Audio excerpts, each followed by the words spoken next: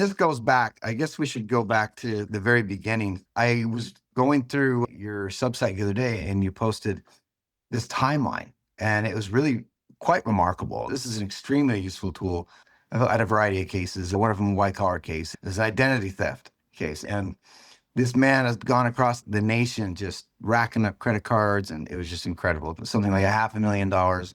But it was so complicated, and there were so many different reports. And all I could do to wrap my head around what was going on is make a timeline.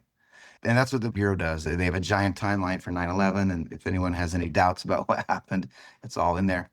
But you made this timeline, and I'm incredibly impressed with that.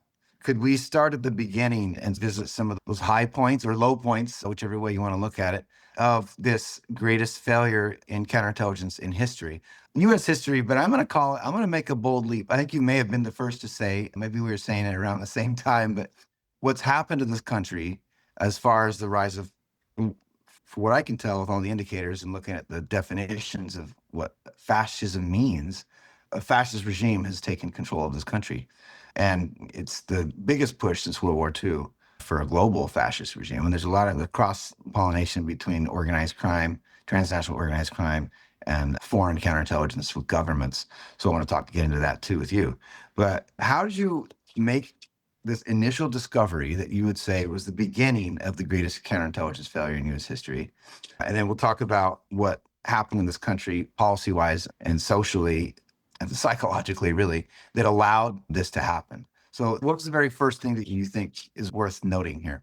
One thing is I did get a tip from a friend who I can't reveal, but among other things, he told me that Semyon Mogilevich, the very famous, powerful Russian mobster, had been after Donald Trump, and that the Russians were laundering money through Trump real estate. And the very first thing I did was I went to an open source database. Everyone has access to it. It's street easy.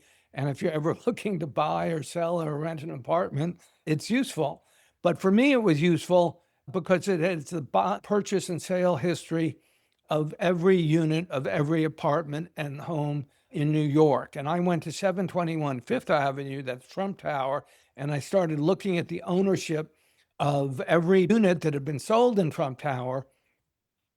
And to be honest, I was very naive, but every time I hit a Russian sounding name, I would dig a little deeper and I would Google them. And in the end, I found out 13 members of the Russian mafia who either bought or owned condos in Trump Tower. And when I put all that together, it was extraordinary, because it is widely said that the Russian mafia, their relationship to Russian intelligence is very different than the Italian-American mafia here in the United States, which was always at war with the FBI.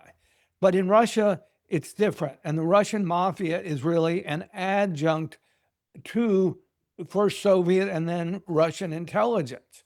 And that means, when you think about it, this is just an extraordinary breach of security. Here you have a building that's the primary residence of Donald Trump for many years. It's the crown jewel of his empire. And yet it is really one of the bases for the Russian mafia in the United States. And that's wild, but it is true.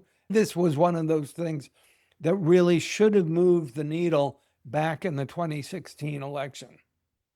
Yeah, this certainly would have been on the radar of the FBI. They're acutely sensitive. We were on the heels and in the middle of the Cold War at the time. In around 1985, I think that's what you mentioned in your timeline. Can you discuss what happened with the television repair shop or the television distribution shop in New York? That actually goes back to 1980, and this was Donald Trump's first great success as a real estate developer, the Hyatt Grand Central. And it's a huge hotel. I think there are 1,200 rooms or something. And Trump started developing in the 70s when the New York City economy was really in the toilet. And suddenly he had this huge hotel. And like every hotel, it needs television sets in every room. And you might think a franchise like Hyatt would go to major vendors like Sony or Samsung to buy hundreds of TV sets. But instead, Donald Trump went to Joy Ludd Electronics, which was co-owned by a man named Semyon Kislin. And Kislin had his own ties to Russian intelligence, as I show in House of Trump, House of Putin. And the FBI must have known about it. I interviewed on the record a man named Kenneth McCallion, who was an United States attorney in the Eastern District of New York. And he remembered FBI stakeouts of Joy Ludd Electronics. So they must have known something about it.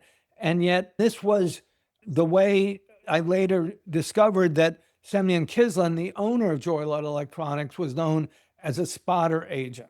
This was given to me by a source I had. So that Could a spotter agent be, is that an access agent? a spotter agent, his goal was to spot talent, that is assets or agents who could be recruited by the KGB. And this was Semyon Kislin, who I should say denied that, but KGB source suggesting otherwise. Yeah, there's a lot of crossover, as you mentioned, with organized crime and counterintelligence too. So it's one who is not learned in these matters may not be able to tell the difference.